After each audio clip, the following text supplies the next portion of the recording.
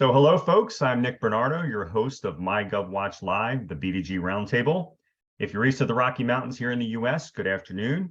Good morning to those out west, and hello to anyone joining us from the far corners of the earth or watching online in the future. Today's Wednesday, July 19th, 2023. This series is brought to you by MyGovWatch. MyGovWatch is revolutionizing traditional bid notification and matching by providing RFP leads in more than 200 industries using artificial intelligence best practices at double the rate of free government tools and at a fraction of the cost of legacy websites. Big government contracts don't start with a solicitation, but all roads lead to one, and your budget for hearing about RFPs does not have to be thousands of dollars per year. Start your 14-day free trial today. And today we have a returning co-host, Mr. Josh Frank of RSM Federal. Hey, Josh, how are you? I'm good, Mr. Nick. How we doing? Welcome, welcome. I see you have a well-appointed office, and it always seems to be tidy and well organized on these sessions, Josh. So, I have Charleston National Golf Course as the logo on my shirt. Maybe I should get a MyGovWatch to match your logoed shirt there. But always dapper as usual. Can you see it? Does the camera pick it up? It looks great. Yeah, it looks great. Right. Very good. And so for folks who maybe haven't come across Josh before, Josh is an award-winning business coach, a professional speaker, and best-selling author. Josh is a leading authority on government sales and business acceleration. With 30 years experience, he speaks nationally on federal acquisition and business strategy. He specializes in the development and implementation of tactics and strategies required to differentiate, position for, and win government contracts. His training sessions, highly educational and thought-provoking, are consistently rated the top sessions at national conferences and events. Managing partner at RSM Federal, Mr. Frank is author of Amazon's #1 bestseller, An Insider's Guide to Winning Government Contracts, Real-World Strategies, Lessons, and Recommendations. With more than $13.5 billion in government contracts awarded to clients and federal access members, Mr. Frank has been honored with SBA's Award for Veteran Business of the Year, Industry Small Business Advocate of the Year by the Society of American Military Engineers. And in 2021, Mr. Frank was inducted into the Government Sales Hall of Fame with the inaugural Lifetime Achievement Award. Josh serves on multiple boards and is chairman for the Veterans Advocacy Foundation. And he also has 2 graduate degrees, including an MBA. But beyond all that, Josh may know more about cigars than anyone on today's session. So Josh, would you call yourself a cigar aficionado? Is that a term you would use? Yes, I am definitely a snob. Okay. So I've got a humidor down in the basement that's about 4 feet tall, about 2.5 feet wide. It holds about 20 boxes, and then each drawer holds like 300 cigars or sticks. And yeah, I am a big cigar guy. I'm so big that I'm going to Cigar Aficionado's Big Smoke event, annual largest cigar event in Las Vegas in early November this year. So, and I understand thousands of people go to that event. Now, I'm good for one on the golf course once in a while, or maybe one on New Year's Eve. But how do you think cigar aficionados, how do they differ from beer drinkers or wine drinkers or people who, do other things? Well, we're better. No, I'm kidding. I'm kidding. I can't speak to a comparison between them. I will tell you that when I last went to this event, and it is an event, it's a conference, but it's for cigar smokers. And I only smoke a couple cigars a month. It's not like I smoke 2 or 3 a day. But what really stood out for me was when I was last there in 2021, I was sitting at a table, and at the table, each table holds like 12 people, and you're normally not sitting down. You're running around getting free cigars, you're getting free spirits, whatever.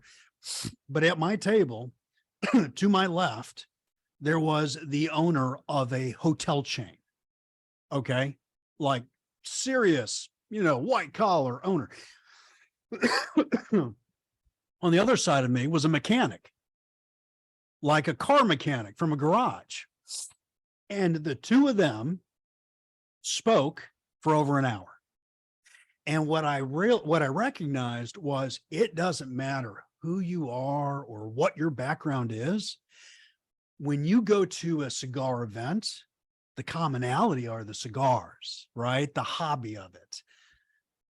Nobody's got a nose up. There's no snobbery involved. Everyone talks to everyone.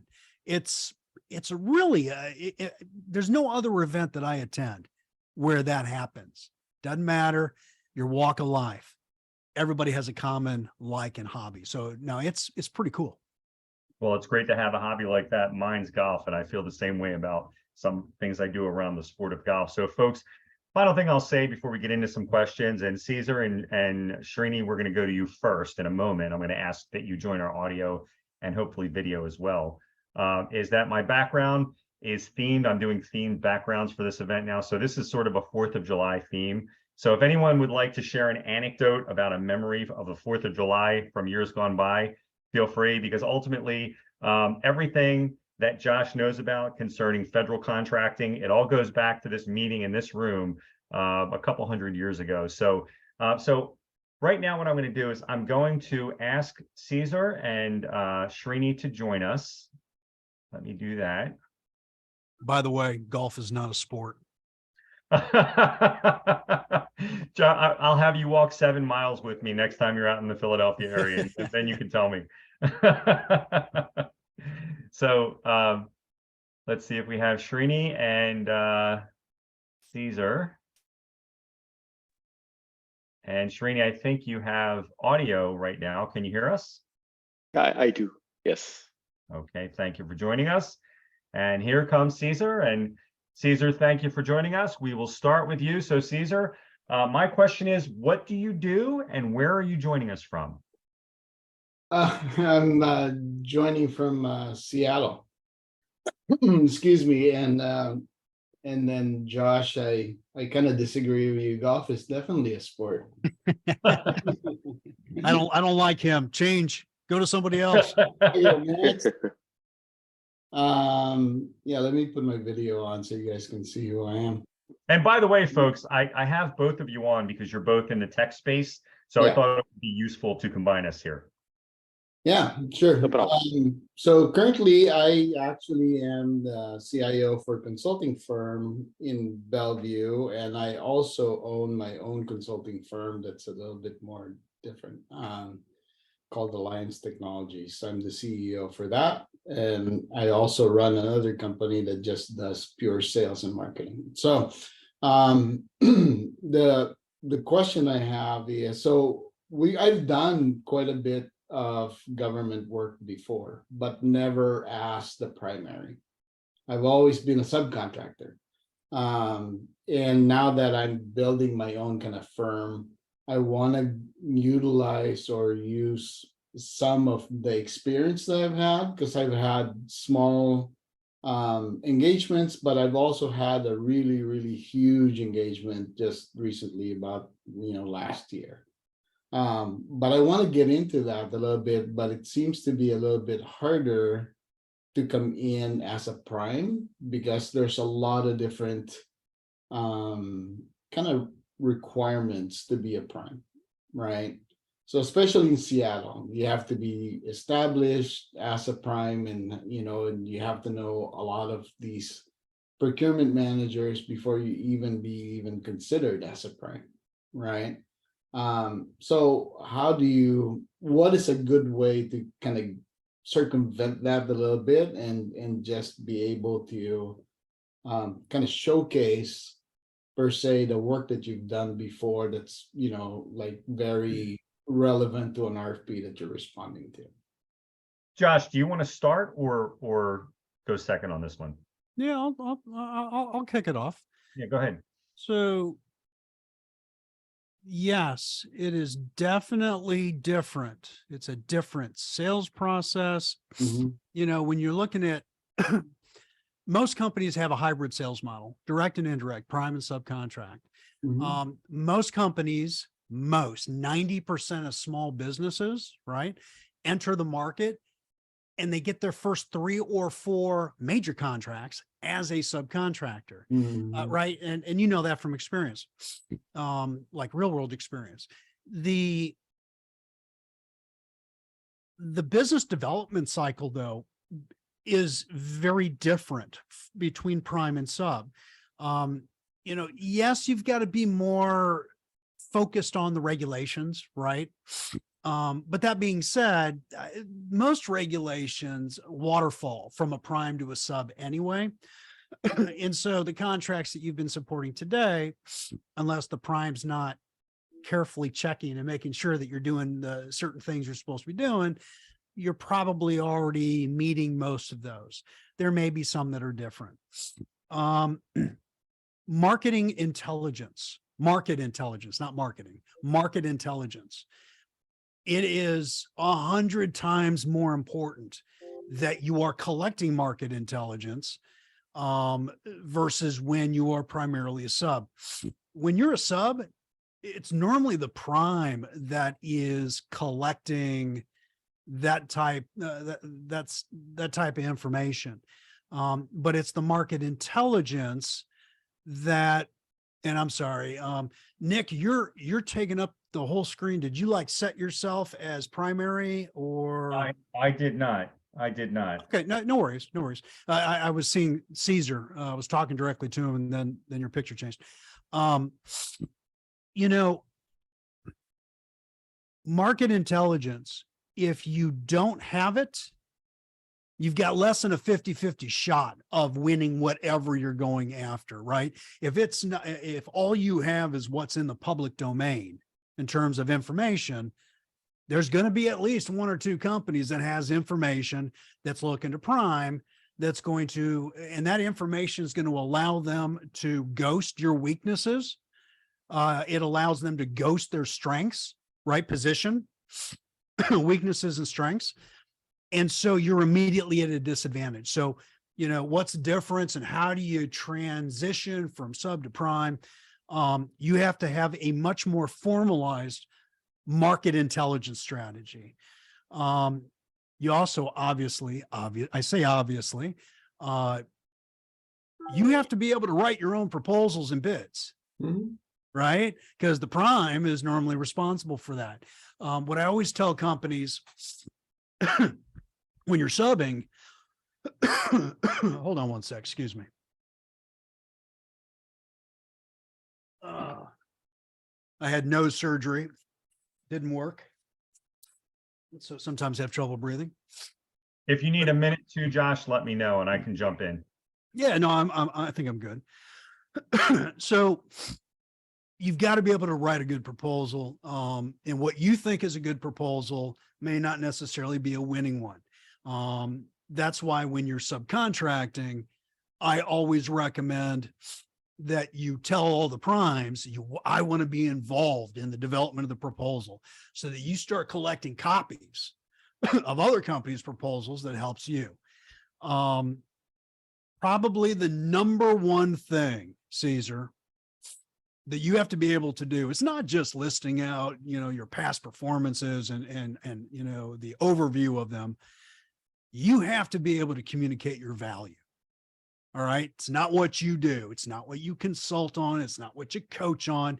It's quantifiable, qualifiable numbers and metrics and percentages of the value that your service or product for product companies provides to your clients, provides to the market. Because if you cannot communicate your value, I don't care, Caesar, what you sell. I don't care what your service is. I don't care what socioeconomic status you may have. There are 100 companies, maybe even in Washington, right? In Seattle, that do what you do, that have similar capabilities. And why do the companies that get the prime contracts get them? Because they differentiate and they communicate stronger value. So, and last, before Nick, you jump in, relationships, right? Normally when you're a sub, you don't have as strong of relationships with the clients as you would as prime. And in fact, most agreements between a prime and a sub is the prime says, you can't talk to the client. And if that client calls you direct, you have 24 hours to get back to me and say, hey, client contacted me.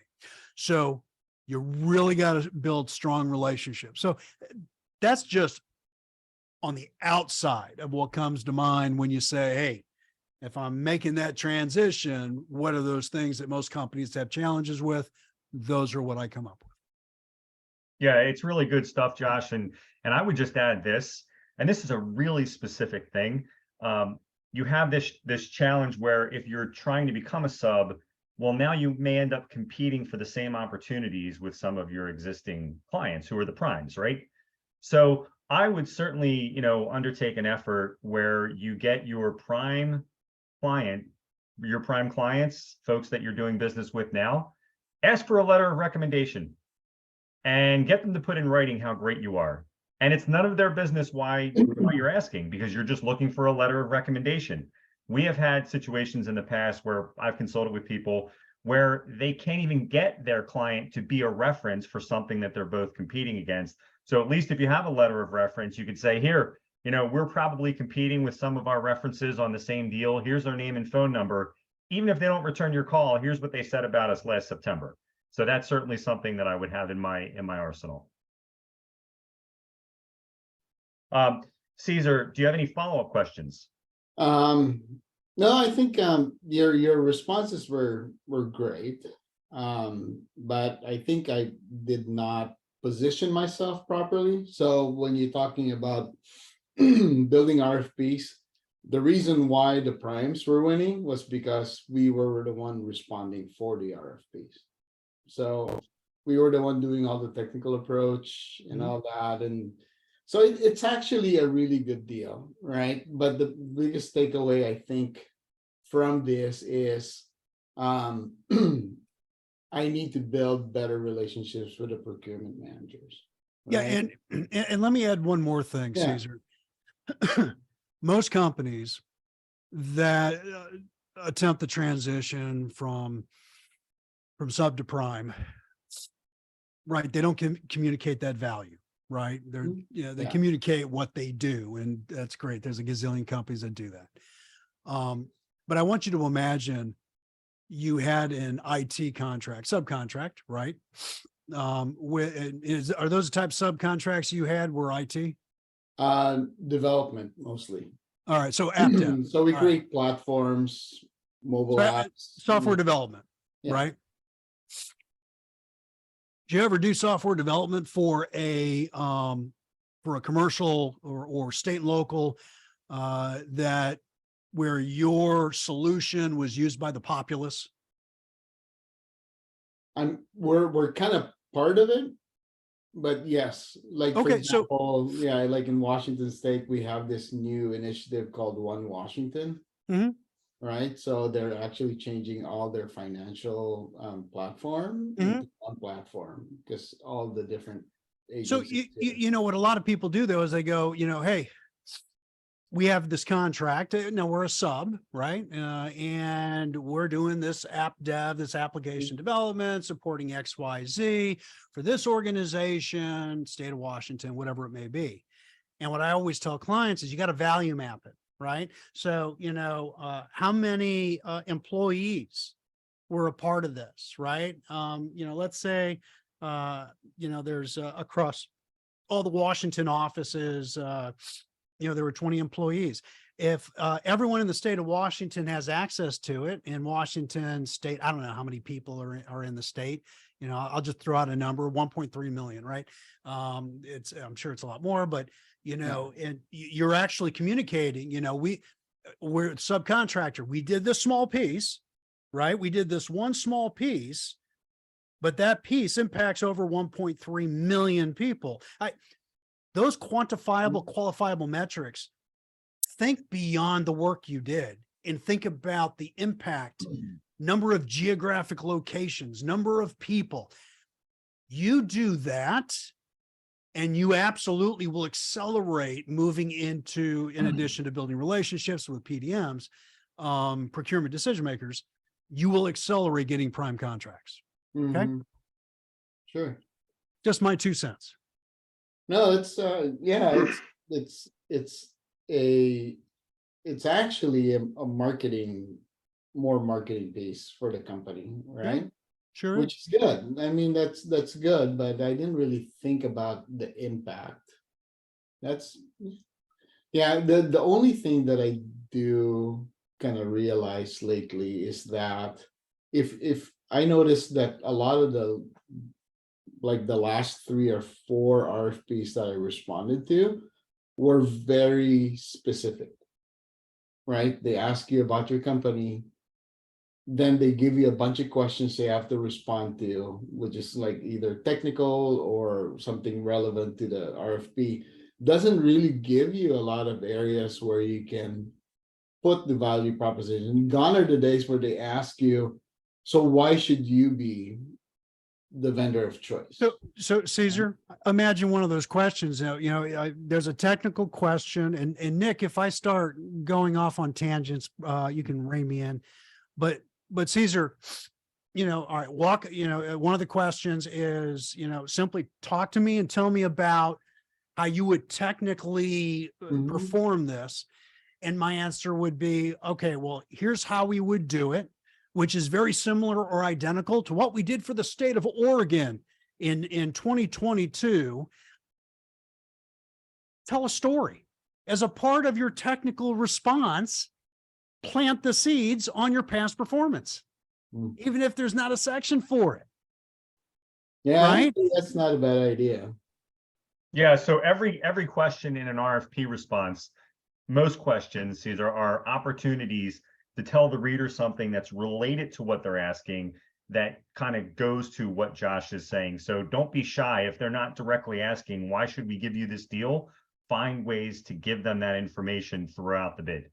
Yeah, that's really good advice. You know what? I'm gonna let other people talk because I don't Yeah, want okay. the whole thing. Yeah, I just because we can Well, talk for hours, right? Yeah, We and totally talk for hours. We're kind of like in the same kind of mindset, and these are really good discussions.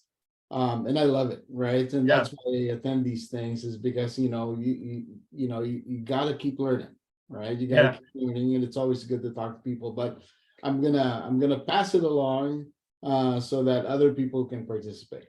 Yeah, So thank you, Caesar. And, yeah, and I'm gonna definitely. put you back into the Yeah. role of an attendee, Yeah. but I'll just say this.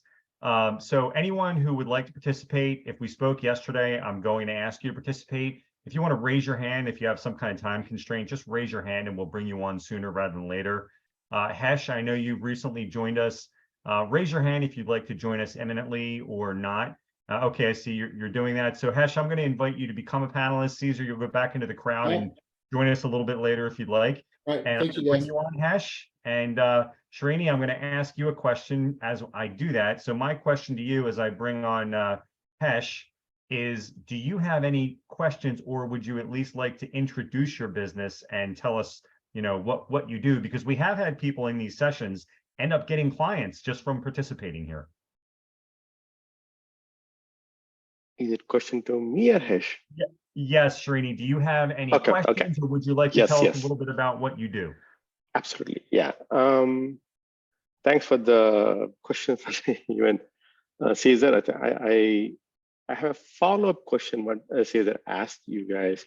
So I think those are the questions I also have.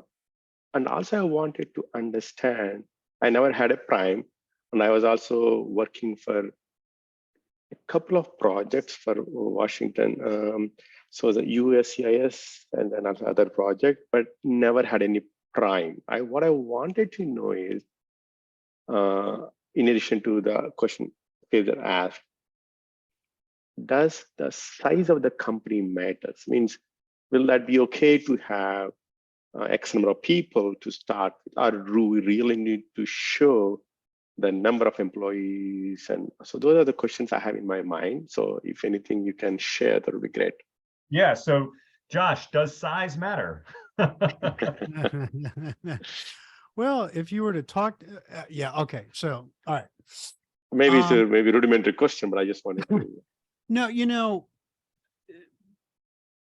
so solopreneurs, entrepreneurs, emerging small businesses, everybody's always worried about the size of the company. You don't get larger unless you stretch, right? A lot of this is marketing though, right? So how large is your company? Srini? Is it just you? Is it a couple of people? Is it 20? How large are you? Less than 10 people. Okay. You know, whether you're I'm one, talking about the people who are technical, but there are few people from the marketing and so yeah. So, you know, let's look at it from two angles. There's pre-acquisition before a bid is released on the street, right? And then acquisition after bids have been after solicitations are released and you start your bidding process, right? Your size doesn't matter as long as you are successfully positioning and marketing your value and capabilities of the firm. You know, I'm never going to say, you know, well, hi, we're a XYZ firm with 10 employees that does XY. No. If you respond back with, hey, we have a really solid technical solution here. Here's how we'll do it, right? It's similar to what we did for some other organizations. And, you know, where we increased, you know, whatever by X%, decreased and the opportunity cost, and you're communicating all those metrics and value, it doesn't matter now, because at that point, they just have your solicitation or correction, your proposal, and they're reviewing, and they're like either A, yes, looks like they can do it, or no, they can't. Now, pre-acquisition, like we were talking with Caesar, you're building relationships. You know, and when you sit down and talk with somebody, one of the buyers, right, or a procurement decision maker, they're going to ask you, so you're small. Do you have any socioeconomic certifications, right? State level, you know, how big are you guys, right? And the answer, and I will always say, well, we're a small business, right? But you never talk about number of employees. And you say, you know, and we've had X number of contracts over the last X number of years supporting, and you give 3 proof statements, you know, Blue Cross Blue Shield, Monsanto, and, you know, Anheuser-Busch or whatever it may be. And you just have to communicate the value. Now, if you're asking me, well, we've got 2 senior engineers and we've got 1 senior data analyst. Can we go after a certain contract or at what dollar amount? If you feel that you're not going to be highly successful bidding by yourself, then go get another company and put them on your team. And that's how most companies eliminate any possible perceived perception of size, right? Being too small, what have you. That's why you build teams. That's the whole purpose behind teaming. Does that answer your question?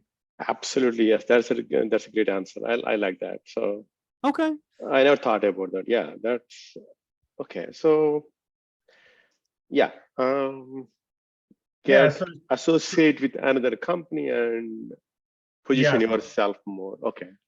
Yes, Srini.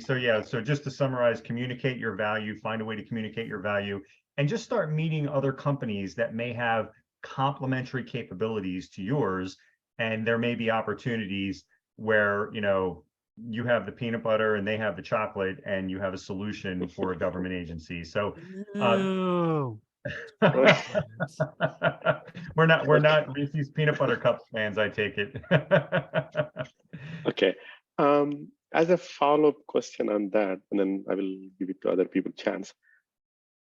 The certifications, are there any? Okay, there are many. I know I don't have any yet, but I'm planning to. Are there any?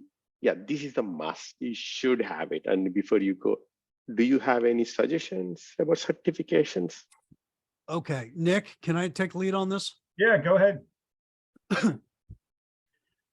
You are never going to win a contract because you get certified for any Okay. socioeconomic status.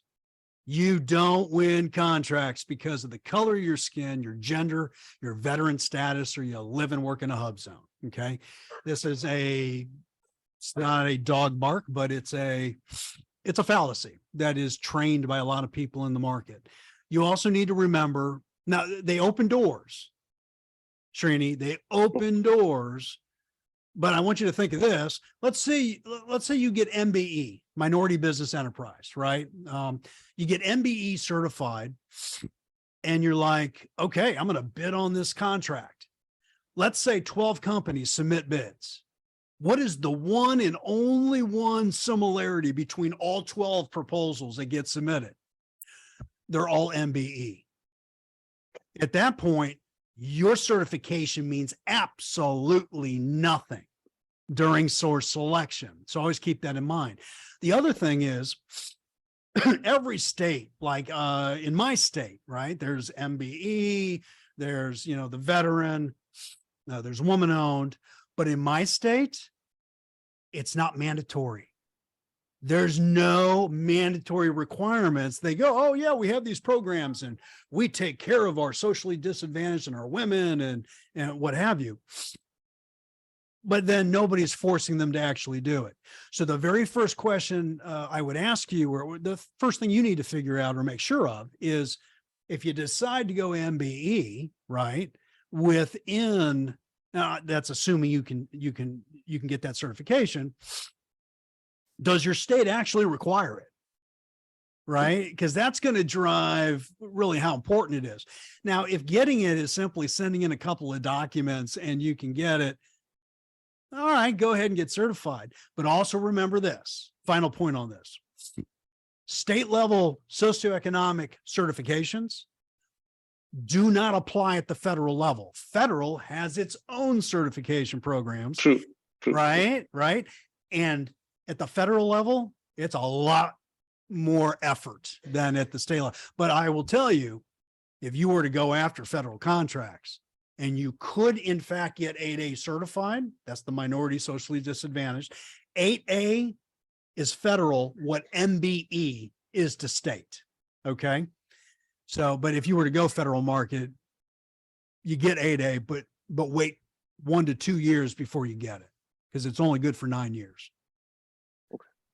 Yeah, and I'm just prepping for the next question that we go to. And I think, Josh, you touched on this, but do understand what is available in your state versus the federal programs, and don't assume that you qualify for both just because you qualify for one. So that's all I would say there, Srini. So please stay with us. I'm going to put you back into the role of an attendee. Hesh, we're coming to you. And then Celeste, you can join us either audio, video, or we can take your question just by reading it off. So raise your hand, Celeste, if you'd like to join us. Otherwise, we'll just read it off after we go to Hesh. So Srini, thank you. And thank Hesh, you all for your time. Hesh. Great suggestions. Yes, absolutely. Hey, thanks for joining us. And Hesh, what do you do and where do you do it from?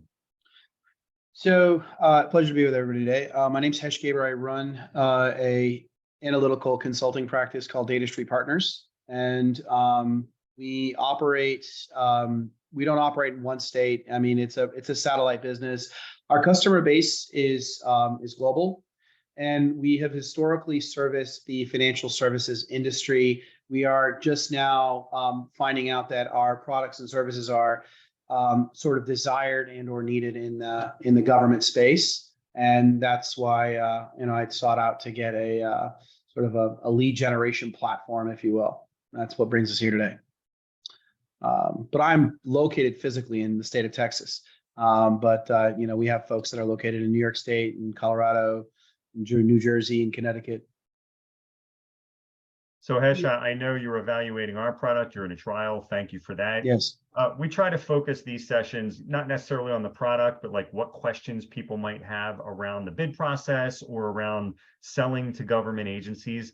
Does anything come to mind since our first interaction? Well, yeah, I mean, I definitely have, some very, macro level questions. And I don't know how difficult these would be to answer, but somebody who has, a track record of delivering in the private sector, looking to get into the public sector, we typically tend to get our leads through enterprise software companies that we're partnered with. And those conversations sort of start off very excited, and then it gets into, well, are you currently able to provide services in this state or to the federal government?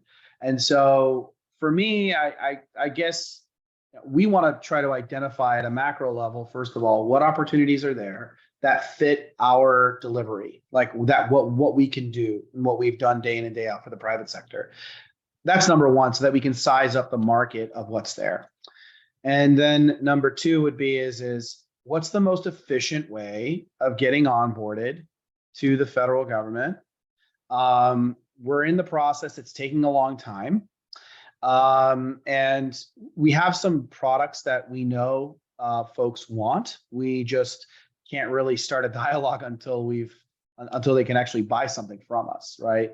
And that's so that's kind of that. I'm not sure if that was one or two questions. But then, we get on board to the federal government. Well, then what if the state of New York wants to engage us, or the state of Texas, and we want to do business with the Department of Finance or the Department of Health and Public Services? What's that process look like at the Fed level? What's the process look like at the state level to get onboarded? Nick, you want to Josh, start? Yeah, sure. Absolutely. Absolutely. So I would say this initially. I would say that you should have an expectation that this will be something that you will achieve over a period of years and not months. I would say that federally, the answer is going to be a little different than at the state and local level. So I think, if I'm not mistaken, are you a small business? I think you might have told me you were. That is correct. Yeah, okay. So different federal agencies have contracting forecasts that are out on their websites. So you're mentioning different federal agencies. And when I hear you say that, so part of the pre-acquisition phase is just like simply knowing what is coming down the pike, right? So you might take a look and do some Google searches around contracting forecasts for different agencies that you're mentioning, and you will find lists and you will find spreadsheets that say, this is what we're buying next fiscal year. And you may absolutely see opportunities that line up with what you do, right? So I know when we spoke yesterday, you definitely saw opportunities that are out for bid today that are exactly what you do. That means that there are things coming down the pike a year or two, right? Where you can start thinking about who should I be meeting with, right? And Josh can talk a little bit about relationship building federally. So think of it this way, there's the relationship building part, and then there's the mechanics of being able to compete for these federal contracts. So do you have an account on sam.gov yet, for example? That's happening now. Yeah. So we're doing that now. Let me pose it a little differently. Is there a service or some sort of a partnership program with I don't know, let's call it a government partner in which I can use their platform to exchange or to sell our goods and services? Essentially, is there a backdoor for getting onboarded to the U.S. government so that and if somebody takes something off the top in terms of, if we have let's say it's a contract for $1 million, they take a percentage off the top because they're processing it.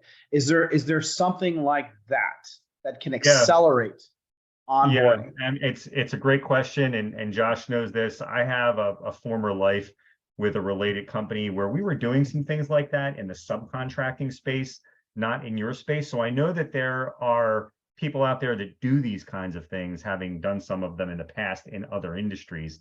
Do I have a name for you for that? Not necessarily. Josh certainly does a lot of things that help in this arena. So Josh, let you speak for yourself and maybe talk a little bit about what you do and maybe some folks that you may know that might be of help. All right. So there's a lot of different pieces in your question there. First, you just got to get registered in SAM. If you're not, the Apex accelerators, which are funded by the Department of Defense, every state's got one and your state has one. The Apex accelerators, they provide quite a bit of value for companies that are learning how to spell government, right? And to get in. It's a free service. So I highly recommend that if you're not already working with an Apex accelerator, you at least get whatever value you can there. I made a couple of notes here. Difference between the private sector and the public sector is private sector. It normally takes about 7 to 10 touches to make a sale, right? You know, calls and emails and face-to-face. Government's going to be 10 to 20. Okay. There's really not a lot of shortcutting. All right. It's a very ironclad regulatory process. Nick already hit it. You know, if you've got, we already know 90% of all small companies get their first 3 or 4 federal contracts as a subcontractor anyway, right? So if you know you have a solution that the market needs, let me change that. You have a solution the market wants. Don't care if they- Explicitly, Department of Defense, let's call it, Mhm. has word of they've received our marketing and they know what we do, Mhm. and they would love to get a demo and start the conversation. Then I don't care if you're registered in SAM yet. Coordinate a demo. You know, I Mhm. always say, remember, I'm an executive coach. Sales never stops. Mhm. I don't care if you're registered in SAM. I don't care if you know how to spell government. If they're interested, give them the demo. Mhm. Because acquisition options, if they want a demo, you walk in and they go, okay, we really like this financial management piece or whatever the solution is, right? And we'd like to buy it. There are a lot of acquisition options. It can be sole sourced if nobody else has the exact system with the exact capability. If there are other systems out there that do have similar capabilities, they are required by law to compete it.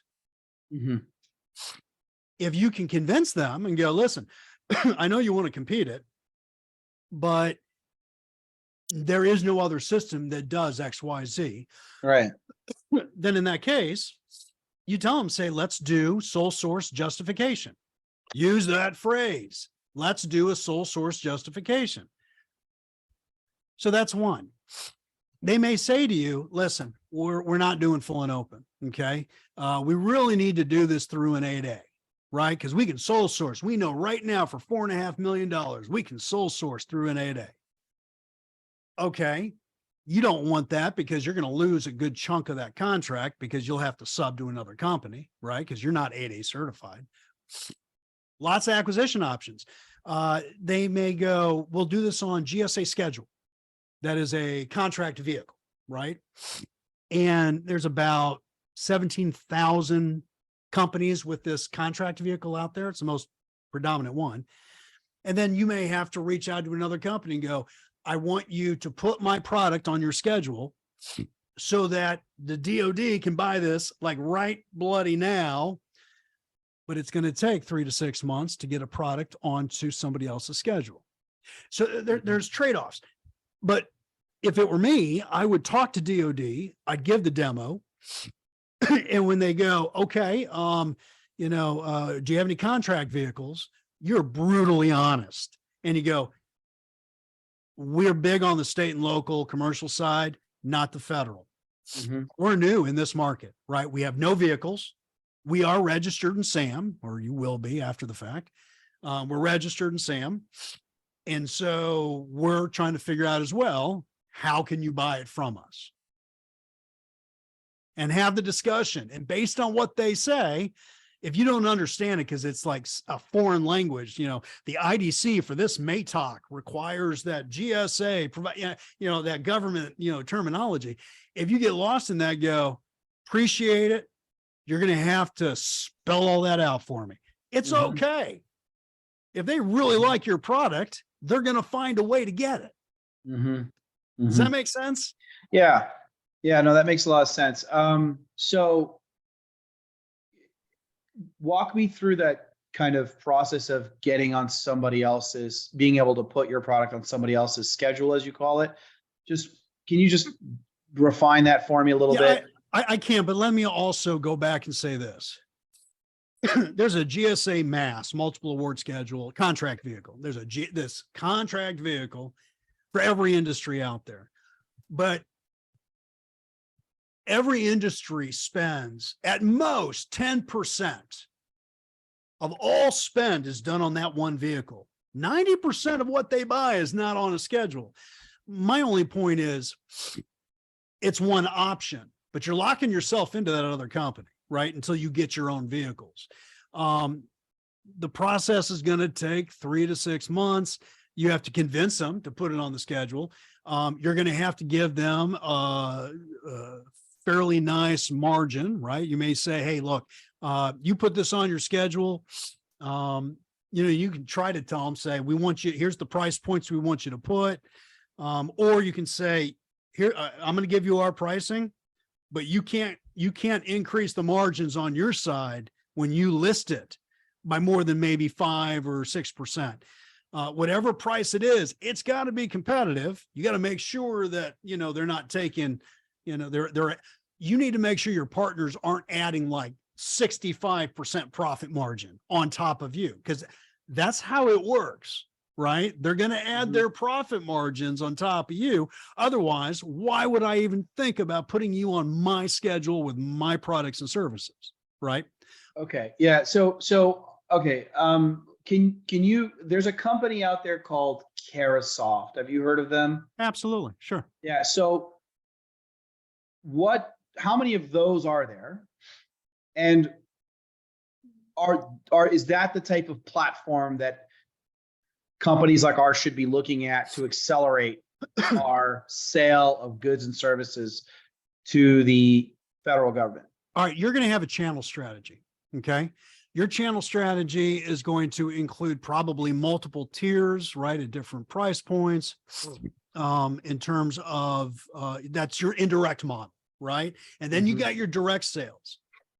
You really want to try to do both. And if it ends up being for the first 5 years or so, the reality is you're going to get more sales by having other companies position your product or service, then that's what you do. But remember, your margins are always going to be higher when you're going direct, right?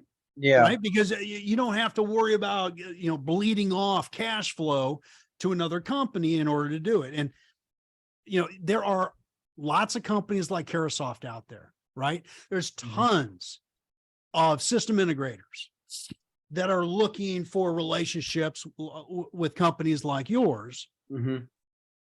But they're going to charge you an arm and a leg, and you will have to pay an arm and a leg in order to utilize them. What you need to do, every government and Nick will tell you this, every government contract that's been awarded for the last 20 years, product, service, what have you, is in a database, and it's free. Okay. It's called usaspending.gov. It's called MyGovWatch. Right. There may be some functionality in there. And it's sam.gov's data bank. And so you need to run propensity and go, in addition to DOD, propensity is who buys what you sell, how much do they buy, how often do they buy it, and which vehicles do they use? If you don't know who buys how much, how often, which vehicles, you don't know what your channel strategy really needs to look like. You don't know if you really need to be using a Carasoft. You're going to have, you run that propensity, you'll have the emails for every contracting officer. I actually have that database. I actually have a copy of that database provided through one of our partners that does data scrubbing, believe it or not. And I do have an example of that. It's dated. It's dated back 3 or 4 years. But what you're saying is go and reverse engineer and find out who's selling similar types of services. Maybe they don't have the products. Go and find out who those people are and reach out to them. There's 2 sides to it. And by the way, your data can be no more than 36 months. I recommend 20. You want to show every contract awarded the past 24 months. Okay. Yeah. Because that's who's currently buying what you sell. Now that data, you're going to use it to identify, right, the buyers, the government folks, right, the contracting offices, And yes, you're going to use it to identify all the other companies that are potential teaming partners. For many of them, you don't need to get onto their vehicle. You just need to convince them to start including you in their bids. As a Bringing you, subcontractor, as a Yeah. subcontractor. absolutely, absolutely. So there's a lot of different answers, Hesh, to all that. Yeah. But yeah, that's some of my initial thoughts. Yeah, no, I do appreciate it. I do have to hop to another call, but this was very helpful, and I look forward to Nick, hanging out again. And it's Josh Frank, is it? Thank you so much for the time. I appreciate the feedback. You bet. Thank you for joining Thanks, us, Hesh. everyone. We'll be in touch. All right, we'll see you now. Take care. Yep. And so, Josh, we're talking a little bit about technology. You really making me sort of spin the wheels a little bit and thinking about what you're saying. It occurs to me that the speed with which technology continues to change, there's sort of a relationship between like what have they bought in the last 2 years and how closely does that relate to what they may be buying in the next 2 years with how quickly things change with technology. And, we talk about artificial intelligence. It seems to be all over the news, and we certainly use some of it at MyGovWatch in various forms. Are you seeing any of your clients using AI, such as Chat GPT, or where do you see that monstrosity rearing its head in the federal government contracting space? That was probably one of the best segues I have ever seen on any type of event.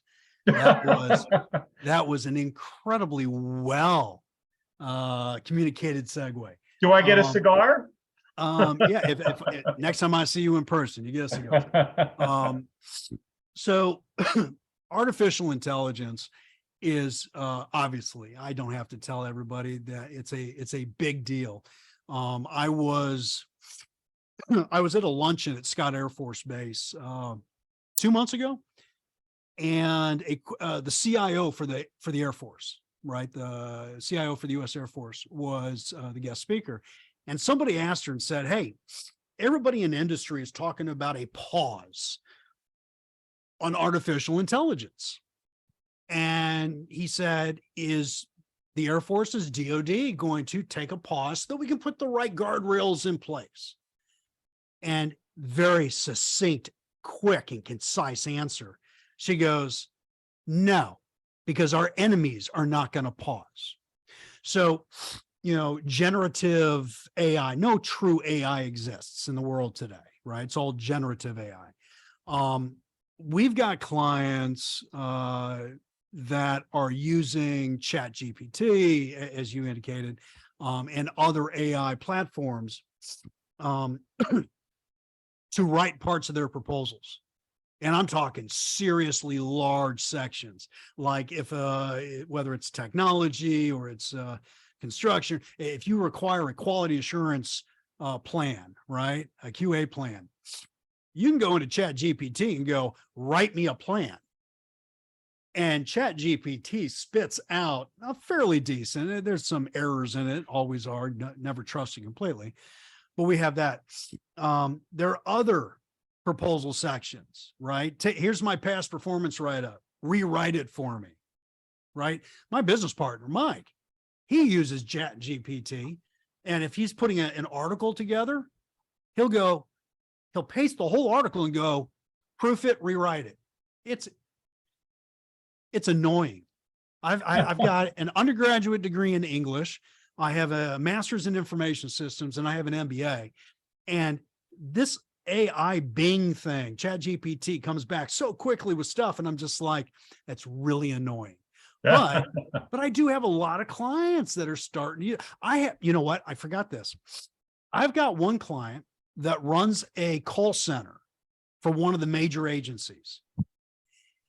He is currently integrating Chat GPT into the call center to save time and make it easier for people to get answers.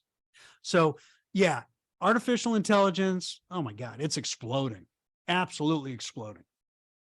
Yeah, that's a tremendous anecdote about our enemies not pausing, and that's right. It speaks volumes about, we're not necessarily in control of the pace here. The market is in control of the pace, isn't it? Yeah. Yeah. Well, hey, we have a question we have a question from Celeste, and Celeste, what I'm going to do is I'm going to give you the ability to speak, Celeste. I know you may not be in a position to join us, but I'm going to read your question. We're going to talk about it a little bit. And if there's any part of it that feels like we're not addressing it in the right way, then you can jump in. So the question from Celeste, and let me just do that. And actually, I see that you've chatted with us, Celeste, that you may be able to join us. So I'm going to promote you here. Okay. And let's see if you can ask the question live, if that was your intent.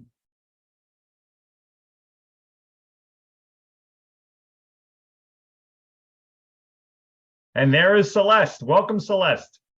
Hello, I'm here. So Celeste, welcome to MyGovWatch Live. What do you do and where do you do it from? Yes, I'm an executive coach and education consultant primarily, but not only in education. I do it from Houston, Texas, but I have clients all over the US. And recently, I know I shared this in the Q&A, but I recently left full-time executive work in K-12 public school systems to take what I've been doing as a side gig and make it my full-time gig. So I'm still a solopreneur, still a sole proprietorship right now. But my plan is to use the next 6 months to learn as much as I can about government contracts, about what I would need to do to win RFPs. And one of my smaller contracts right now is actually to support a nonprofit in writing RFPs as well. So it's kind of like, this is an opportunity for me to learn a lot. And I'm not desperate for contracts right now. So I don't feel, I definitely feel urgent, but I don't feel worried or scared. And I want to maximize the next 6 months or so of carrying out the contracts that I have here locally in Houston and one across New Mexico, and learn as much as I can. So I was curious as to what you thought. This is one of my first steps, but what would you recommend as other steps I ought to take during this time? Because some of the things we do, I support writing grants, writing contracts, but I also build programs and do some really intensive executive coaching as well, and feel like we have a lot to offer, but I don't really know yet what the pathway is. Yeah. Yeah. So you have the luxury of time, and that's a beautiful thing. And am I correct that that the contracts that you have now, you were able to obtain them not through the RFP process, meaning the nature of the purchasing activity was small enough or what have you. So, okay.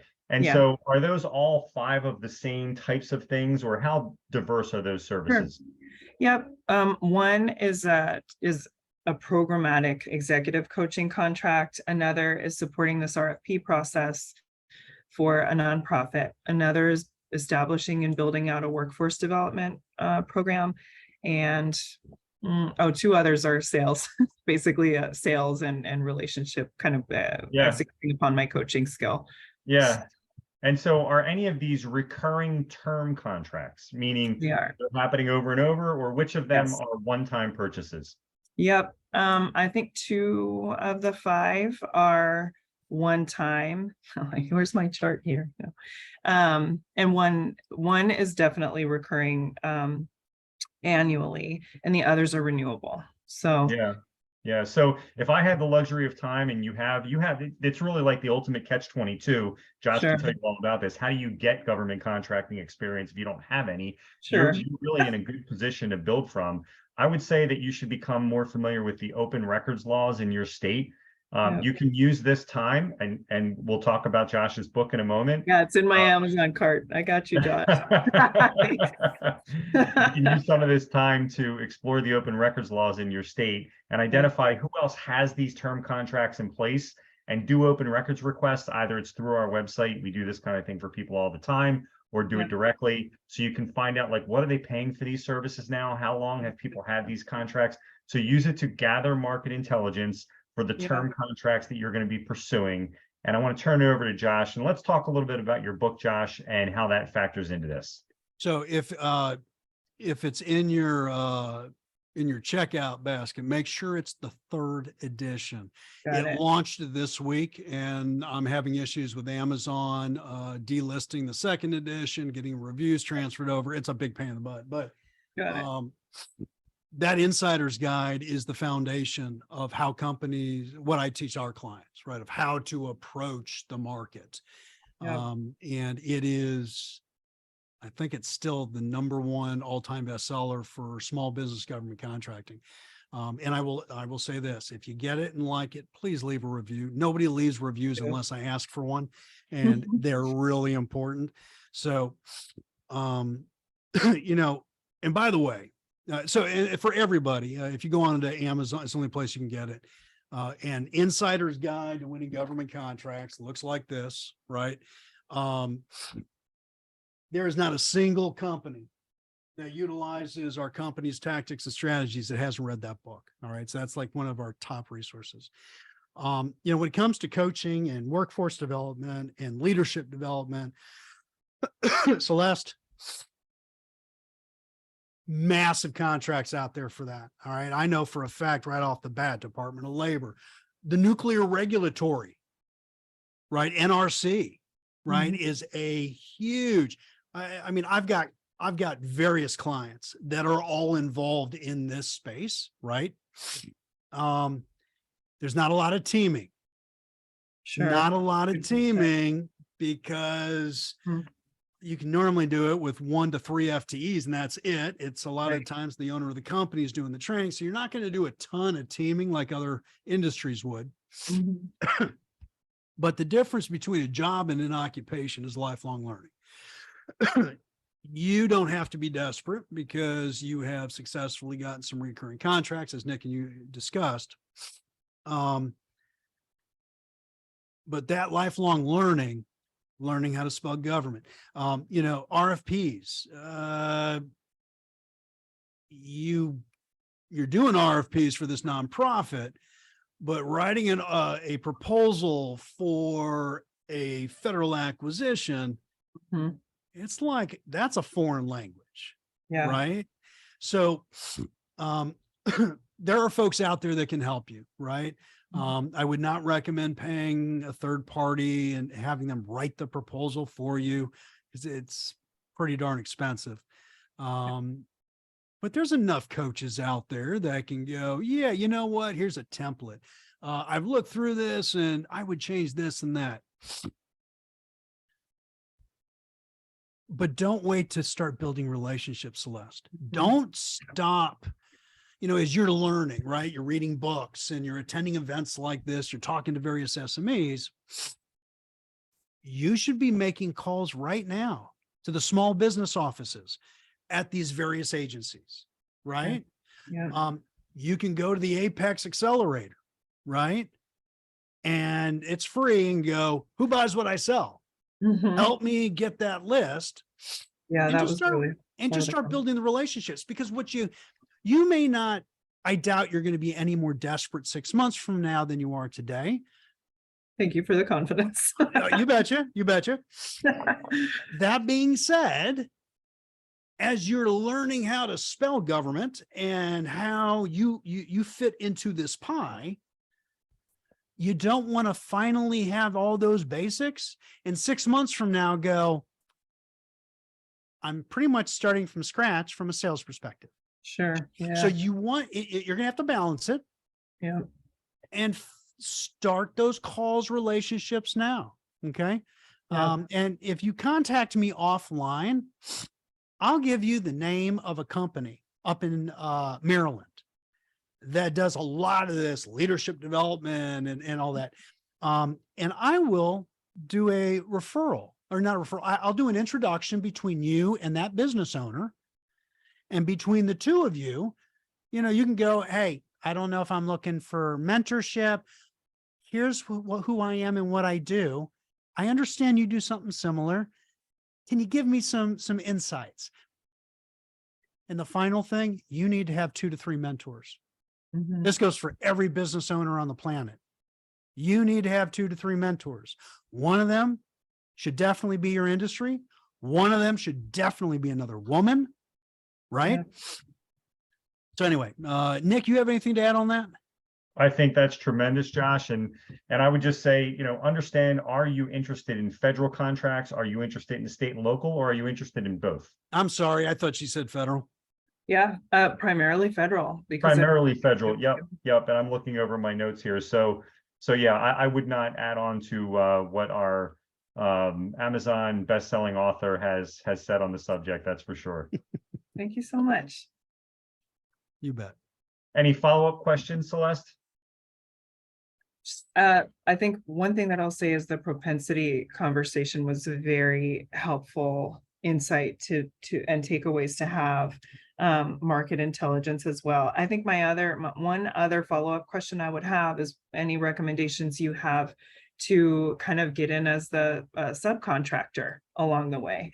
I have held dozens and dozens of relationship building conversations, and my network is amazing, so it makes it easy for me to get small contracts from nonprofits and districts, et cetera.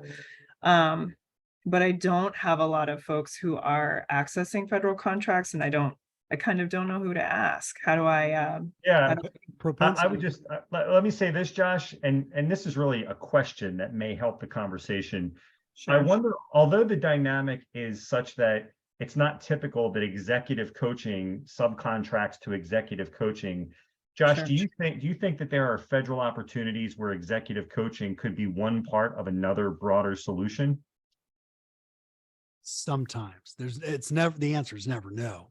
Sometimes, but when they're looking, they are using simplified, they're a lot of credit card. So lots of $10,000 quick buys, lots of simplified acquisition procedures. That's just another word for it's 250,000 or less. Nick, normally they are dedicated engagements for that specific type of training. Yeah, right.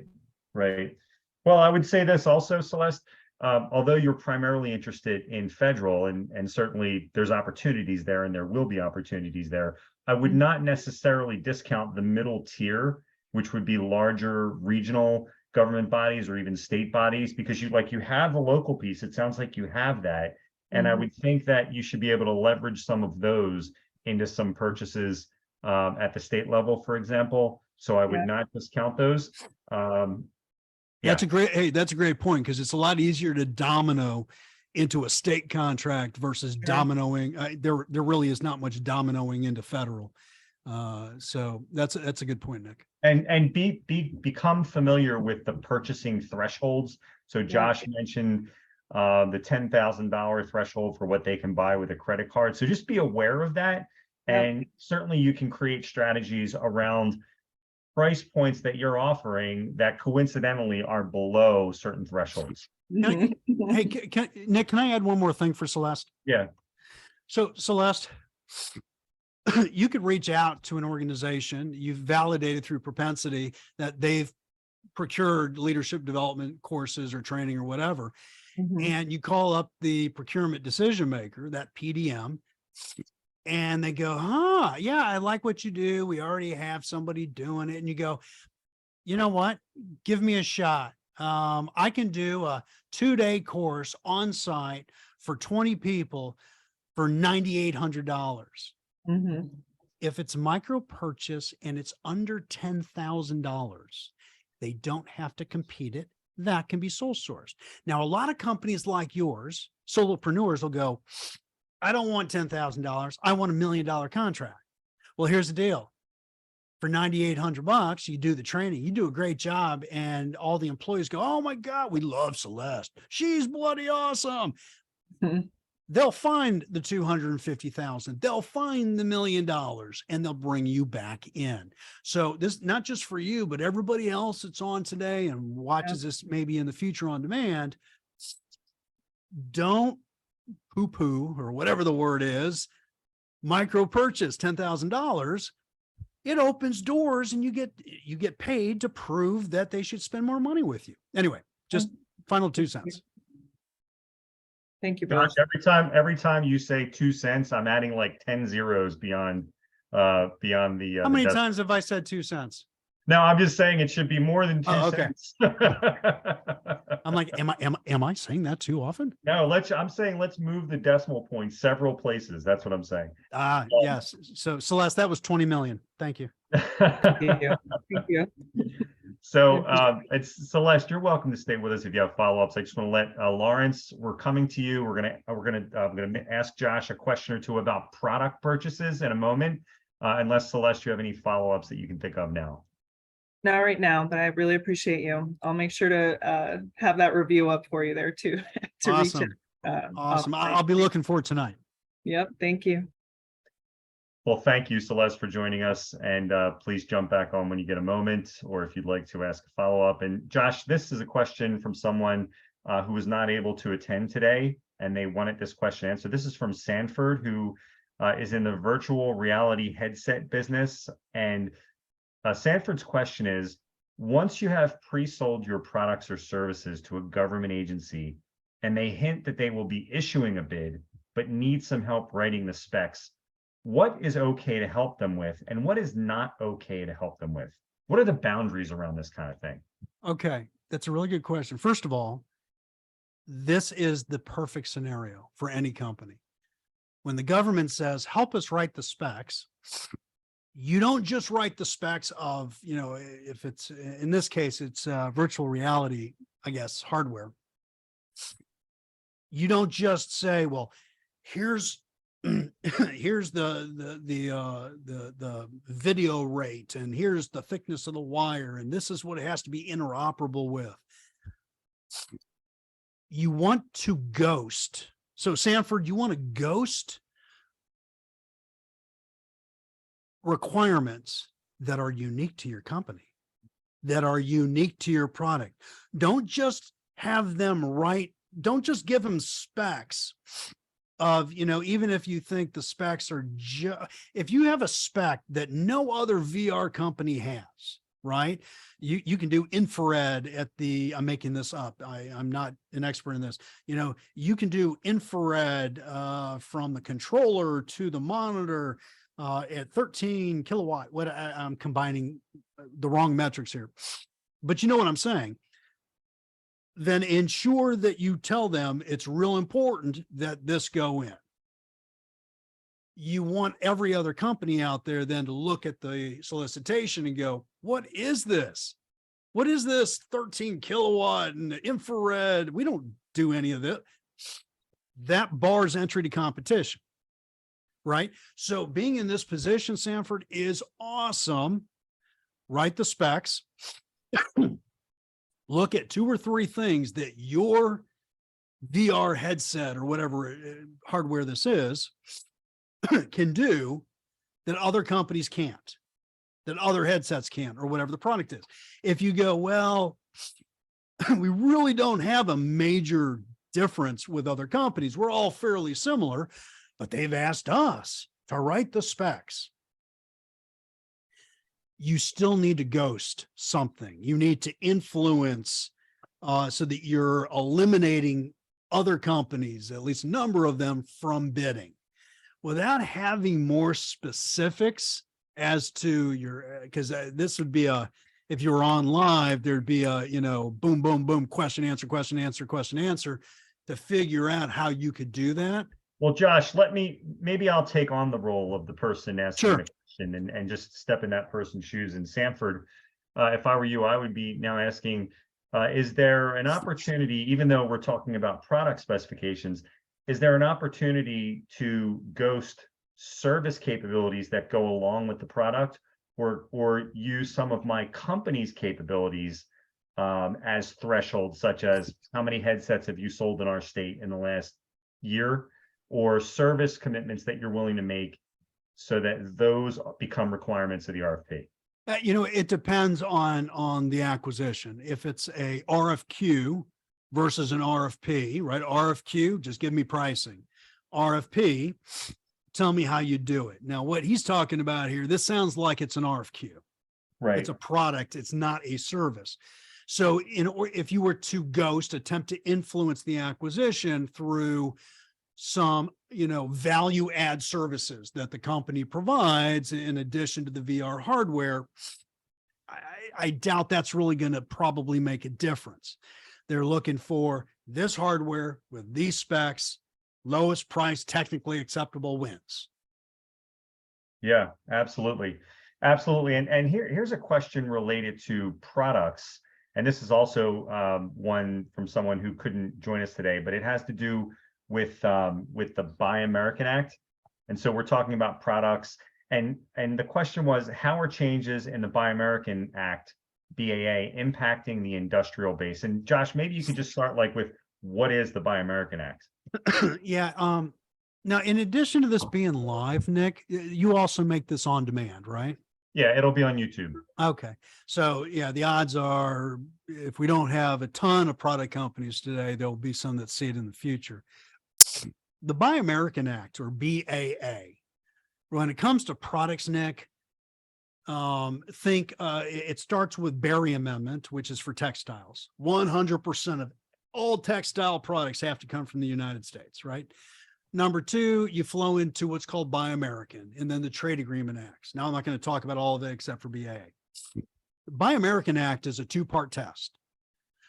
A certain percentage of the components that make up a product have to be domestic here in the United States. The second part is it needs to be manufactured here in the United States, right? Over the last 50 years, the United States has outsourced our entire manufacturing for the most part as a country, right? We've moved everything to other countries and China and you name it. And that's what makes sense from a global business perspective, a global supply chain perspective. The government now realizes, COVID also impacted this, that we need to start bringing manufacturing back to America. But it took 50 years for the US to send all of our manufacturing overseas. We're not going to fix that in 3, 4, or 5 years. And so we, based on various administrations and various rules, we've become very nationalistic as a country, right? And there are certain parts of that I agree with and certain parts I don't. But cutting off our nose, spite our face, is a mistake. Last October 22, the percentage of components went from 55 to 60%. So right now, today, right, we're in July of 2023, 60% of all components within a product must be from the US. Wood, glue, thread, metal, whatever that component is of that product, 60% has to come domestically. And then the second part has to be manufactured here in the US. This October 1st, 2023, this coming October, it jumps to 65%. There are a lot of products out there, Nick, companies that have that they can't meet this two-part test. The government is still buying, regardless of the Buy American testing, though, the two-part test. They shouldn't be, but they are because they recognize there is no company in the United States that provides this or that and hits all these regulations. So when you ask me, what's going on with Buy American? Yes, it's good for the country, but it's also creating major issues. If it's required at the state level, I think Buy American's primarily federal, but I'm sure states have their own Buy Americans as well. It's causing a lot of havoc. So here's the bottom line. If you sell product, you need to learn about Buy American, okay, for sure, and how it impacts what you sell. Yeah, it's really interesting, Josh, when I think about this. So what are they doing if the companies that are trying to comply with this are not able to comply? I know there's a waiver process, but are we heading into a place where they're just going to be giving out waivers for everything because no one can do it? No, and that's the challenge. If they're given, Nick, we need to think about this politically. There are individual waivers for a product and there are class waivers. right, for an entire class of a product. The SBA is not doing, yes, they're always doing some, but the SBA also knows they can't just give all these class waivers out because the president of the United States has signed an executive order saying we're going to increase Buy American. And there's these other rules and regulations that have already been approved, gone through Congress, etc. So we're like between this rock and a hard place. And this is so typical government. Yes, Buy American, the percentages are going to go all the way up to 75% by 2029 in order to give the United States time to rebuild its manufacturing, right? But there's no way we're going to rebuild in a couple of years, right? But SBA is not going to do a class waiver because then that eliminates the necessity, the incentive to rebuild our national manufacturing. It's a really interesting and dynamic subject. Yeah, it's fascinating that they would think that it would just happen because they increase the percentage. It seems like there would need to be more incentives or more things put on the table to create the incentive needed for that to occur, not simply saying it has to be this number. Yeah. Yeah. So, well, fascinating stuff, Josh. We have just a few minutes left. We have Lawrence D'Alberti. Lawrence, I'm going to promote you to a panelist. If you'd like to join us, we can talk about your issue. And then anyone out there who has any questions, just raise your hand. And we will be doing a hard stop in 9 minutes because Josh has another appointment. So Lawrence, if you're there, you can join us.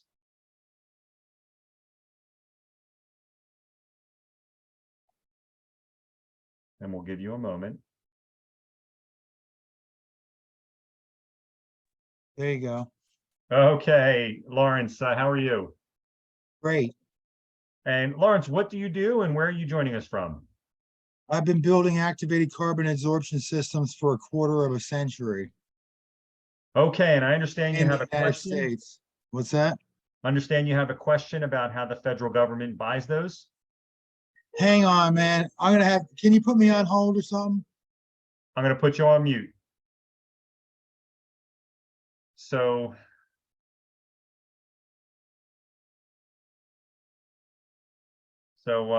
Josh, I'm just going to ask this question, and this is just a question, this is sort of a catch-all, but like, what's the one thing in government sales that every company must take into account?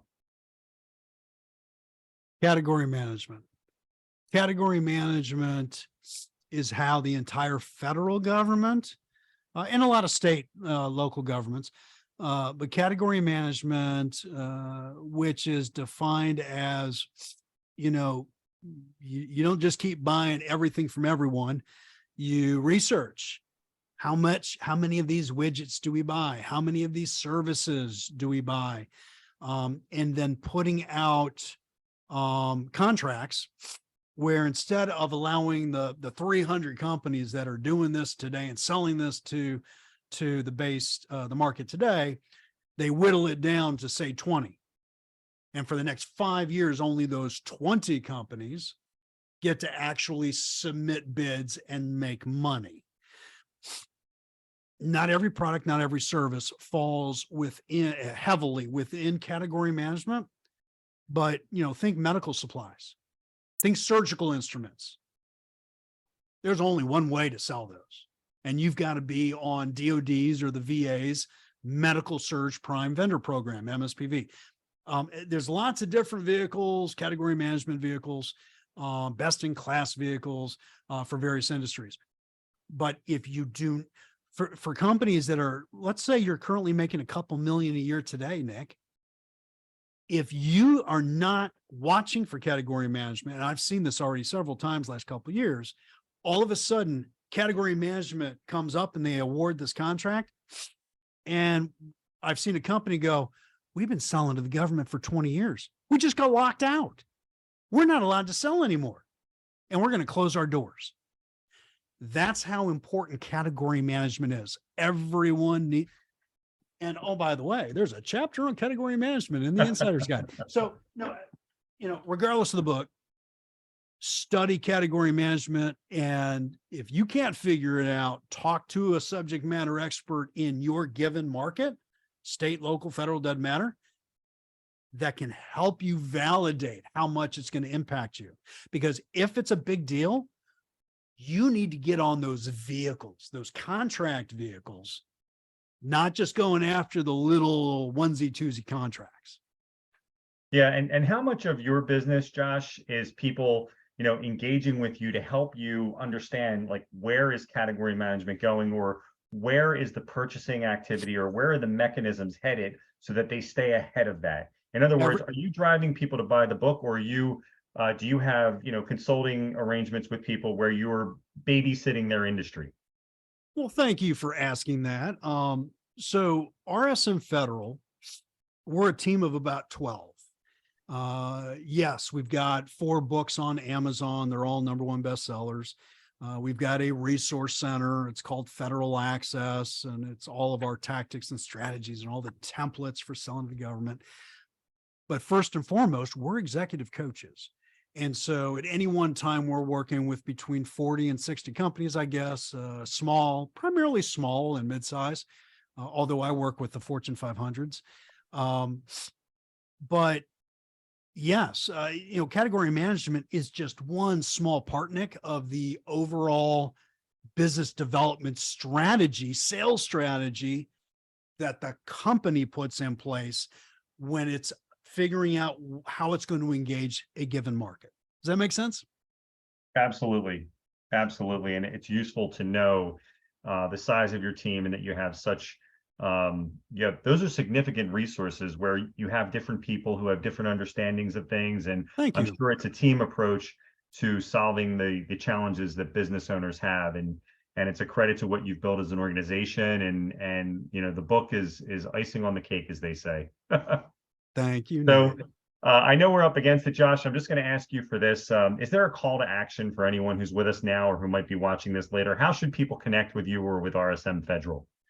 So Nick, I didn't realize how much you were going to let me talk about myself or even my firm. And I thank you for that. It's much appreciated. The calls to action, there's a couple CTAs.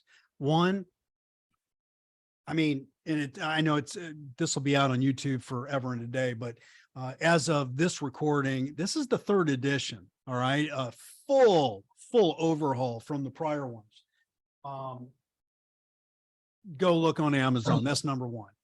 #2, I'm not going to talk about the resource center and all of our executive coaching. If you want to get a hold of me, send me an email to contact@rsmfederal.com. So contact@rsmfederal.com. And then if you want to give us a call, our phone number is 703-608-9440. And Nick, it has been an absolute pleasure. I enjoyed this more than I thought I was. Well, it's always fun, Josh, and we're going to wrap it with this. And let me just do this real quick. I'm going to share, and I'll read our outro here. So, folks, that'll do it for today's edition of MyGovWatch Live. Please follow Josh's instruction and drop them an email to contact@rsmfederal.com if you'd like to connect with him or the firm. Oh, LinkedIn. Remember, if you're not already a subscriber, start your free 14-day trial of MyGovWatch.com today. If you want to win more government contracts for less, you'll be glad you did. And thank you again, Josh. Hey, thank you, Nick, and everybody have a great day. Yep. Bye-bye.